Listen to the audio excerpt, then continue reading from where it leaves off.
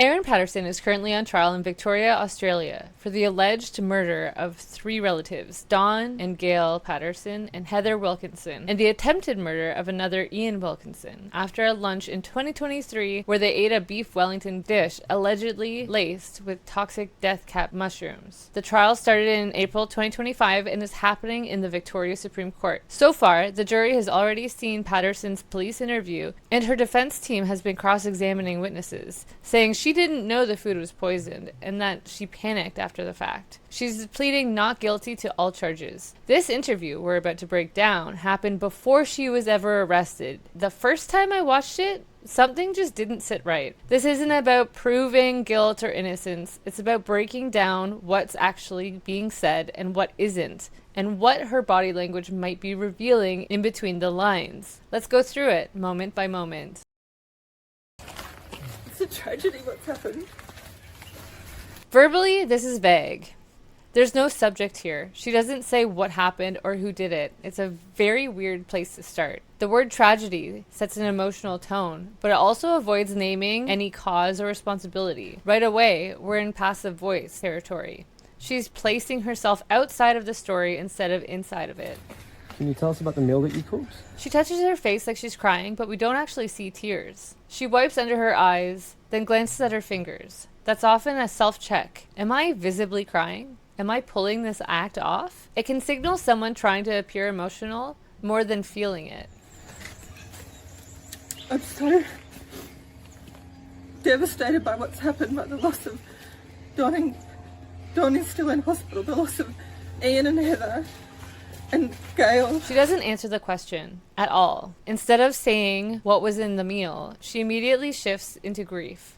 It's emotional, but it also steers away from the facts. This kind of pivot is worth paying attention to. They were some of the best people that I've ever met. She shakes her head while saying this. While it's true that head shakes can show emphasis, they also can signal discomfort or internal conflict. Here, it might be her body subtly disagreeing with her, but again, it also might just be her being emphatic. Gail was like...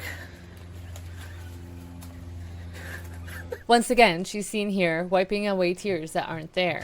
Gail was the mum that I didn't have. Here's the thing. The emotion just isn't there. It feels empty, performed, like a bad act. And when what she's showing doesn't line up with what she's saying, everything else starts to feel a little less believable. Her emotional outbursts shift the focus away from the facts and onto her own distress. Instead of answering specific questions or providing clarity, she leans into how upset she is, almost like a way to protect herself from further scrutiny. When someone's being questioned about something serious, responses like this can feel like a deliberate tactic to avoid going deeper into details. It becomes less about the truth and more about controlling how she's being perceived. Gail was the mum that I didn't have because my mum passed away 4 years ago. This is deeply personal. On the surface, it sounds heartfelt, but it also is a bit of a pivot. Instead of focusing on Gail's role in the current situation, she frames it around her own loss. That strategic vulnerability can soften how we view the speaker. By calling Gail the mum I didn't have, she introduces her in a metaphorical way. It's warm, but it also creates emotional or psychological distance. It's not about Gail herself. It's about Erin's narrative. No personal connection, just a chance to talk about herself.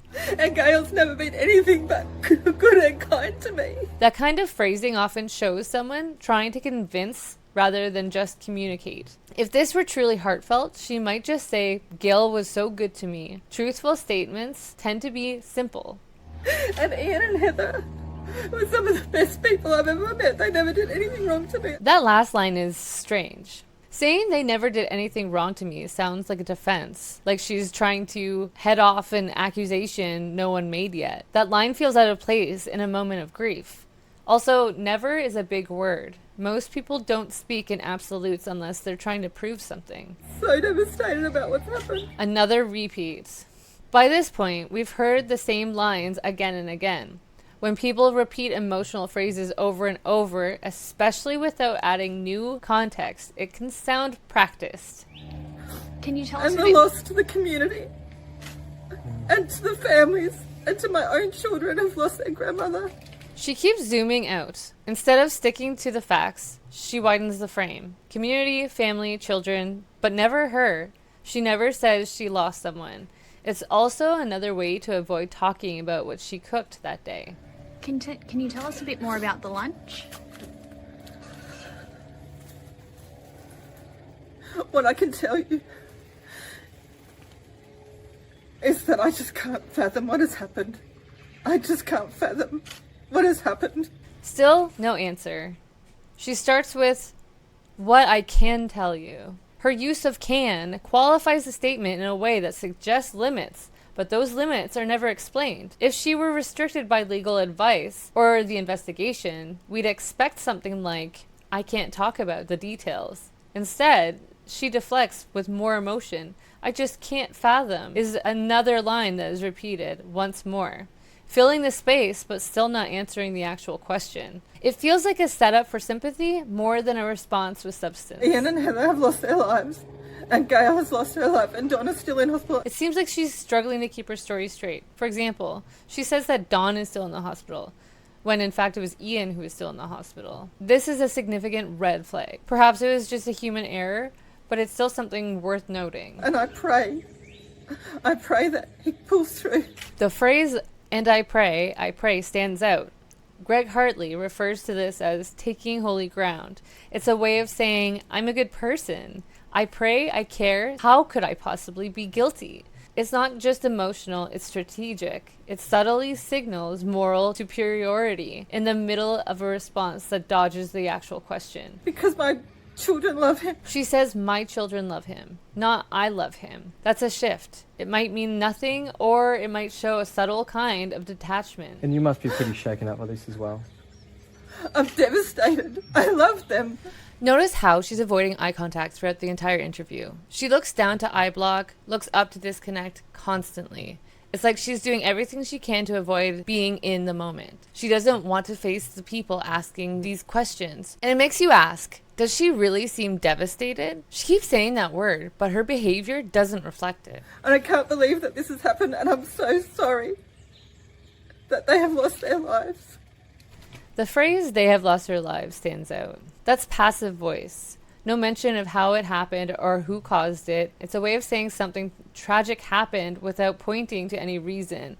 That avoidance can sometimes be a subconscious way of dodging responsibility. How are you And I keep just can't believe it.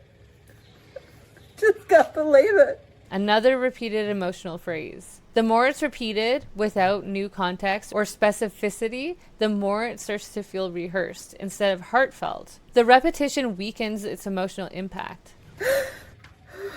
Can you tell us where the mushrooms came from? Suddenly she's moving. She doesn't answer the question. She avoids eye contact, opens doors, paces. That's classic physical avoidance. Her body is creating distance from the question. Were they picked from the property area? I just ask you to leave me alone now, please. If the mushrooms were store-bought, that's easy to say. Instead, she avoids the whole topic altogether. Police say you're a suspect. Do you have anything to say about Yes, that? I say I didn't do anything. I love them. It's a flat denial. Not, "I didn't cook poisonous mushrooms," just, "I didn't do anything." No detail, no real denial of the specific claims. But even more interesting is how she phrases it. "I say I didn't do anything." That's not a direct denial. It's a report of what she's saying. It adds distance between her and the claim. In statement analysis, this is called a qualified denial, and it's a red flag. She's not owning the statement outright. It sounds like she's repeating something she was coached to say or distancing herself from the words as she says them. That kind of phrasing can indicate hesitation, caution, or even deception. And I'm devastated that they're gone. And I hope with every fibre of my being that Don pulls through. That's Where what I did the have to mushrooms say. come from? Were they picked by you or? These are the exact questions that could help clear her name if she's innocent. Instead, she shuts down and walks away. That silence says more than her words ever did. This interview left me with way more questions than answers. Erin might be overwhelmed. She might be grieving. But the way she responds, the language she uses, the things she avoids, and how her body moves tells a much bigger story. And here's one last thing that stood out to me. Over the course of just 2 minutes and 46 seconds, Erin says, I, me, or my a total of 29 times. That's a lot of self-focus in a moment that's supposed to be about the victims. Let me know in the comments what stood out to you the most. And if you found this breakdown helpful, or if you want more content just like this, go ahead and hit the like and subscribe. It really helps the channel and lets me know you want more.